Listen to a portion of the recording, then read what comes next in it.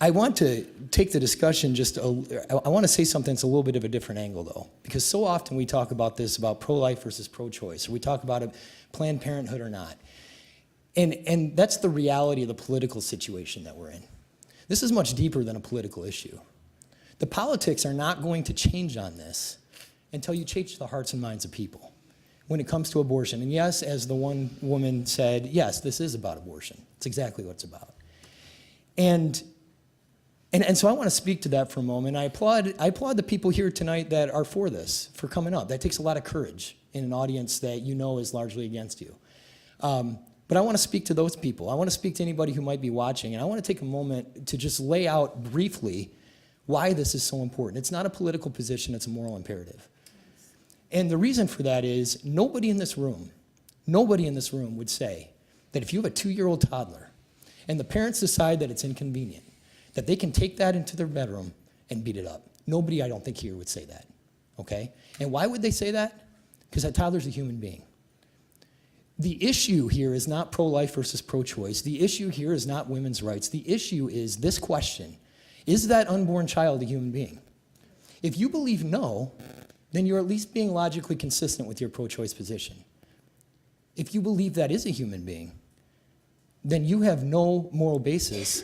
I don't know why anybody would want to stand and allow that to happen.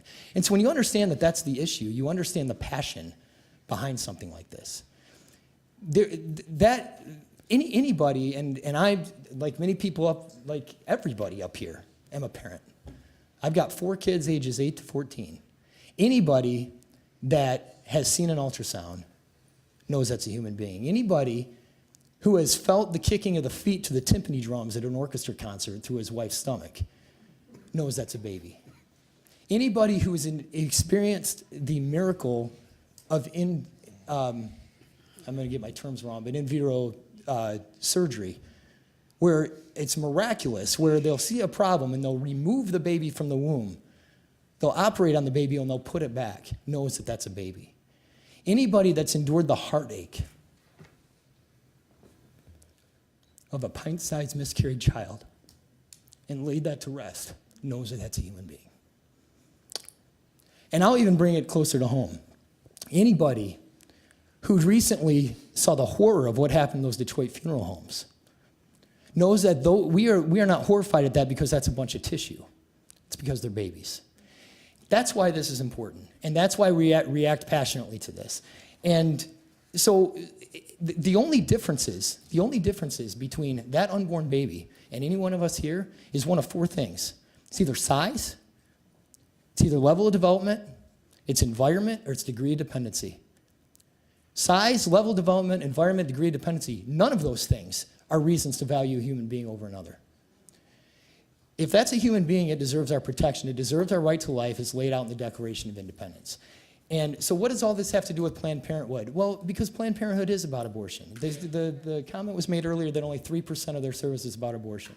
I'm sure many of you have done the research, you know where that number comes from. When Planned Parenthood puts that statistic out there, they are counting every single service within a particular visit that they give to a patient as a single service. So a service could go to a Planned Parenthood and have 4 to 5 normal routines, say 5 routine services conducted, including a pregnancy test, for example, and they could say, well, only 20% of the services are abortion. So you see how that 3% is artificially low. There were almost a million babies aborted last year in the United States. More than 1/3 of them were by Planned Parenthood. That's why this is important. And as one councilman, and I know there's others here that agree with me, I applaud every one of you from coming out here, and though we feel helpless, doing at least what you can do in standing up to this, and letting whoever might be watching know that there's a large contingent out there that does not want this in the community. It hurts me to see it go there. It pains me to see it go there. It pains me to know there's nothing legally we can do about it. But what you can do about it is continue to advocate for the unborn and continue to not fight the politics, but to appeal to the intellects of your friends and neighbors, because until the hearts and minds of the people in this country change and recognize that unborn baby as the human being that it is, worthy of protection of life, none of the politics are going to change. Thanks. Thank you, Councilman.